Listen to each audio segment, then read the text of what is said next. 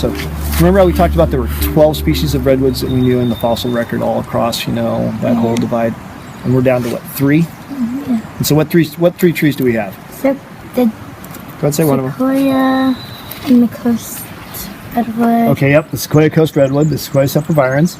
And the Dawn redwood. The Dawn Redwood. And what's our other one? We had the Sequoia giant. The Giganteum, that's right. Oh. And so Grizzly Creek is really fortunate because they planted a couple species for us. This is the Dawn Redwood. Remember we said this one was only found in China? And so we didn't even know it existed until, about 40, 50 years ago. We really didn't know. But when you can look at it, remember what I said about the Dawn Redwood that was really neat is that it loses its leaves every year. It's a deciduous tree. And so this one, we're just getting all the new growth on it right now. And so it's getting all its spring growth. And so do these look like redwood needles? Yeah. What about the bark? Does the bark look like a redwood tree? Not really, not so much. Kind of down here a little bit where it's a little bit older and thicker. It kind of looks like a redwood. It looks like a young redwood that we have sometimes. But it's not really thick and spongy like our redwoods. But the other way we tell that this is a redwood too, we're not going to see it now because it's just putting out its new growth, is it actually produces little tiny redwood cones as well. It looks like our redwood tree. No, they're like. Do they remind you of another leaf of some type? Needle? Ah, I remember. Okay. They look like the tops of a redwood. Exactly. They look like the tops of our coastal redwood tree. And so they got those small compressed needles like this. Why do you think they'd have to be these small compressed needles? So the leaves at the very top of our redwood trees are small because they don't they get all that sun, they get all that wind, and so they want to stay smaller so that they don't lose all that moisture and things out of them. Well, these trees typically grow in not so much a temperate climate, but a very severe climate. So they're up in the mountains where it gets really, really hot. And so they want to have small leaves so they don't lose all their moisture during the heat, but they also get a lot of snow. And so they don't want to lose all their heat and everything when it snows. Is bark different than our redwood tree bark? Yeah, It's much spongier and softer. I mean, you actually take your fingers and kind of push in and it's like sponge. So that's the way we can tell we got a nice giant sequoia. Their bark gets really thick as well. Yeah, and they're really fine. Good job, girls. Any questions about that animal as I can for you guys and tell you what's going on with it. So the animal I'm going to start out with is one of my favorites. It's this guy right here. You guys know what that is? The porcupine. It's a porcupine. So, How come you made it into a rug? because unfortunately this guy the taxidermist was unable to mount him, so because he had so much damage to him. And so what they did is they made a flat mount out of him, or a study skin is what they call that one. Now, what he's missing too, because obviously he got run over, he's missing a lot of his quills. So you're just seeing the hairs, you're not seeing the quilled barbs on there. They have these wonderful straw-like, almost bamboo quills with this little itty-bitty tiny point on them. And what the porcupine uses those for is defense. One of the only animals that will eat a porcupine, mountain lions. Mountain lions are one of the few animals that will actually eat a porcupine. Most animals will not bother a porcupine because they're too hard to get. Because if a porcupine feels threatened, he just kind of balls up and his quills all kind of stand up and go. Have you had those dreams where you're falling and you kind of jolt and you jerk yourself awake? Porcupines do the same thing, and when they jerk and do that, sometimes they fall out of the tree. And so almost every porcupine skull that we study has these big fractures in it, which is really neat. The other thing is that porcupines all the time get quills in them themselves from their own quills. But the quills are antiseptic. A lot of times you will not get an infection from a porcupine quill. It's just that porcupine quill will continue to work its way in and embed it into something that it's not supposed to. Maybe poke a hole in a thing you don't want to poke a hole in. So, a competitor in the back over here is all set to go. Go. Is that a bat? Is that a bat? Yes. This is a hoary bat. Remember how I said we had a bunch of different species of bats out here? Yeah. This is our hoary bat. Remember how I talked about how he likes to hang upside down because that way they can wrap his wings around himself to stay warm and all his blood goes to his core part of his body? How come that? So they have this little hook at the very top that's like their thumb, And if you looked at a bat's wing, they've got these 4 radial little skeletal bones in there with little fingernail tips on them, and that's their fingers. And so the bat's wing is pretty much his fingers with a very short little humerus and elbow bone. I don't know why, but I want to touch it so bad. I know, they're just so cute. I want to touch that so bad. So, dog, member of the dog family that we have that actually climbs trees. These guys have been known to get up in trees, either to get away from other predators or to hang out. And so they typically have little litters of 2 to 3 pups, sometimes a few more. They're not very aggressive. They eat lots of mice, lots of birds. Mouse. Yeah, lots. Yep, exactly. A little mouse in the back there. And they started domesticating foxes a number of years ago. And in fact, every single member of our canine family, whether we're talking about the coyote, the fox, or our domestic dog, all originally came from wolves. So eventually, through breeding, we get all our different species of dog, our domestic dog, from our little tiny Chihuahuas to our big giant Great Danes, all came from wolf stock, just through different breeding, different colors and variations together, all became all sorts of different dogs throughout the centuries. In the back out there? Yeah, it looks like he's all flipped up. Does he look like what you have? Does he look about the size of something you have for Thanksgiving?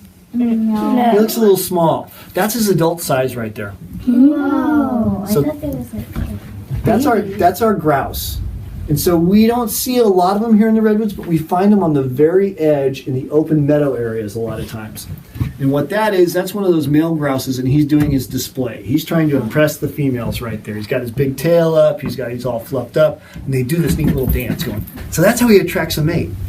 And they nest right on the ground, and they are so quiet and so camouflaged sometimes that you walk right over them. And you guys have heard about people hunting with dogs, like for pheasant and grouse. The reason they use dogs is because we as people will walk right by them, and the grouse will just sit on the ground and let you walk right by, and you'll never even see them because their coloration is so much like the grassland and everything. This is our ring-tailed cat. Isn't he cute? What does he look like to you? the guy from Madagascar. He kind of looks like he does. He kind of looks like almost like a lemur. He kind of looks like a weasel. He kind of looks like a raccoon. Or a ferret. Or a ferret, yeah. He's got all these kinds of characteristics. This is called a ring-tailed cat. It's also known as a miner's cat because back in the day when they were mining, these guys would be in the mining camps eating all the mice and everything. And so they were seen as very, very good luck. They're a nocturnal animal. They only come out at night. I've only ever seen two in my entire time. One of them was on a backpacking trip, and the other one was in an old barn. And they like to inhabit around old buildings and things sometimes, kind of like our barn owls do. I like them. They have like litters of little two. They live about 7 to 10 years if they're lucky. You know, they do have some predators. Owls will get them at night because they're out at night. Sometimes they'll get eaten by the coyotes and things. These guys are Steller's jays. Oh, yeah. These guys are big mimickers. They mimic different calls of all sorts of different birds. You hear them early in the morning. They are big raiders. Remember how I had the picture of him with the peanut in his mouth on the display in the classroom? Mm-hmm. These guys are so smart. They will wait. They'll see you put out all your stuff on your picnic table, and they'll wait. And the minute you turn your back, they'll hop down on the table and start raiding and pecking at your bread, picking up your food. They're very smart. They're like the second smartest bird we think in the animal kingdom. That one right there. The The raven. See it. The raven is probably the smartest bird we have. People have taught the raven how to speak and say and recognize different animals and different sounds.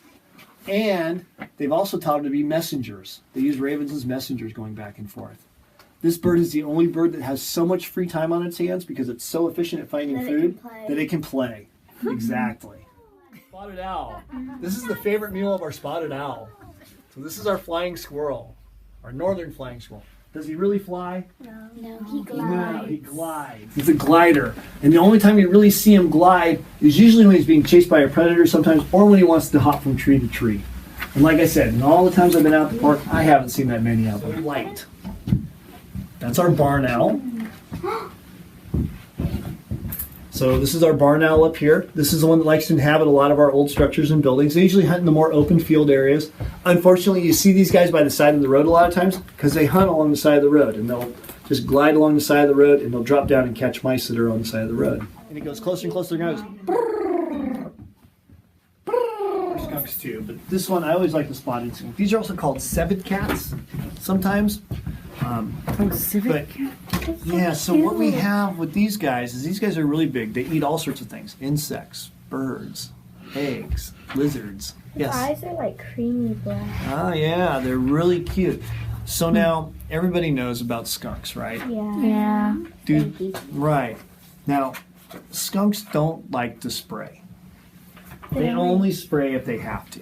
Mm-hmm. They will give you lots of signs and symptoms a lot of times before they spray. Mm-hmm. And one of the biggest ones is they'll stamp their front feet on the ground. Sometimes they'll do a handstand and put their tail up. Now, if you have a skunk that's doing that, you want to be aware. You want to back away, and you want to be nice and quiet. I used to trap a lot of animals when I was doing my wildlife work.